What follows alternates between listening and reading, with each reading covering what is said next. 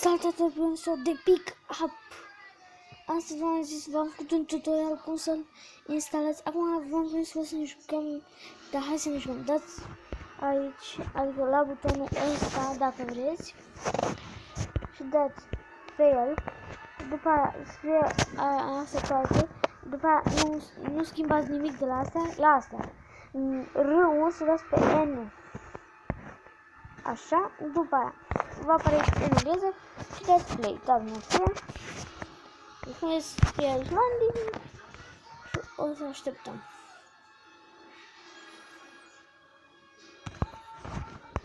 Ok, și acum deschidem asta. Hop, și îi va apare. Luați acest click, dar nu știu ce-am. Drop, după aia dați aici acțiune, după aia se ridică, după aia vă duceți frumos și luați roata. Hop. Alea puteți să-i dați like, adică îi dați like din joc și vă dă bani, stați puțin să vă arăt. Hop, așa. Și da, dați aici like și mai mi-a apărut 150. Ok, am început să mă trebuie că avem nimic. Aici vă sunt să la motorul. Aici chiar să continui motorul. Ok, am avut un videoclip, iertați-mă. Cum am văzut videoclipul, cum să-l descărcați și să auzi foarte tastatura. Să mă iertați. Acum dăm open. Dăm tank up. Închideți, dați aici și după aceea place aici. Aici sunt la motor, v-am zis că acum să avem treabă de ele până nu luăm toate astea. Și ok, asta tot în mașină o punem. După aia începe treaba. Vă duceți frumos aici și dați asta. Open hound.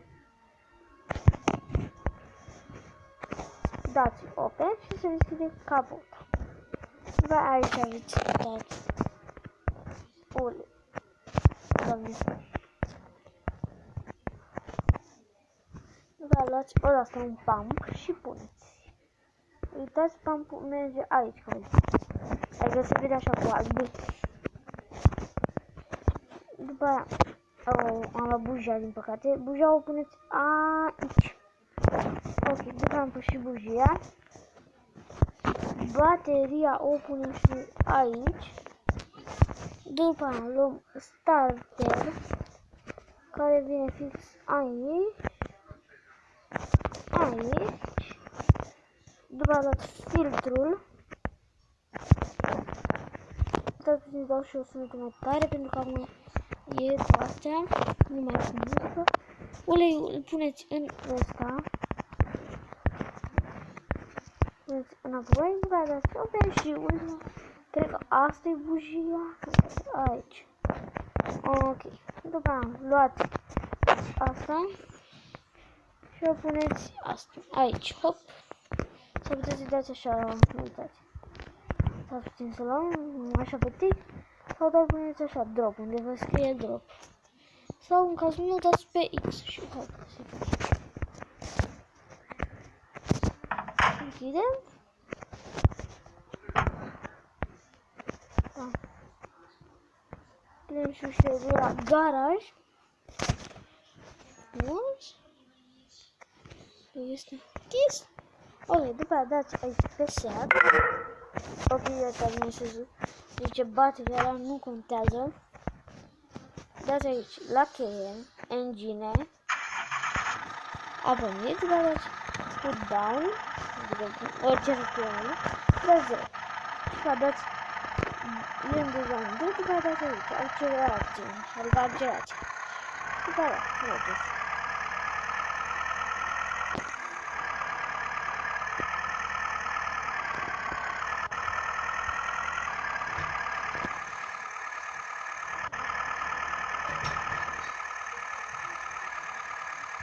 Cam și video și nu știu, bine și din asta, adică Sincer, cred că la oameni buni, cred că la o să pun la titlu Pick-up seamănă Pick-up este un joc care seamănă exact ca My Summer Car. Exact ca My Summer Car. Dați-mă să răcit. Dar nu zic așa cuvintele nu prea spre bine. Nu s-a făcut niciun sau prin cuvinte.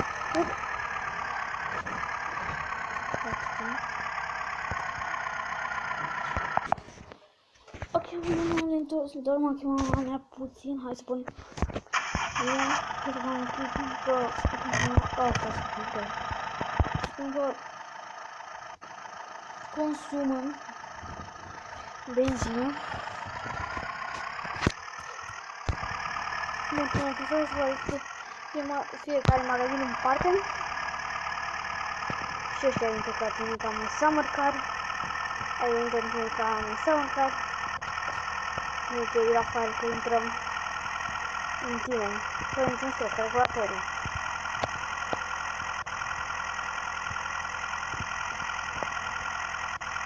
Ok, cred că la benzinărie aici nu dau 5 așa. Vedeți? Deci o oprire ca la carte.